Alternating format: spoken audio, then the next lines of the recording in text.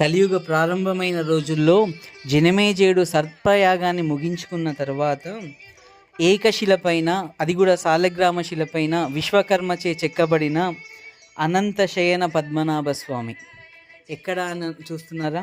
ఇది తెలంగాణలో నారాయణపేట గ్రామంలో ఉంది.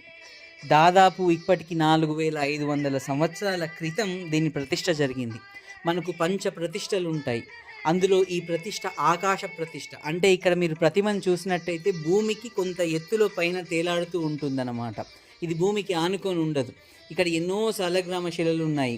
ఇక్కడ మనం చూసినట్టయితే దాదాపుగా హనుమత్ మూర్తి, అభయాంజనేయ స్వామి పైన, స్వామివారి పైన చూస్తే దశావతారాలు, మనకు ఒక్కొక్క అవతారము, మళ్ళీ తర్వాత స్వామివారి పాదసేవ చేసుకుంటున్న అమ్మవారు, మళ్ళీ మనకి ఇక్కడ బృందావనము, ఎన్నో అద్భుతమైన ఈ కనుల విందు చేసే ఒక అద్భుతమైన దృశ్యం ఈ క్షేత్రం అన్నమాట.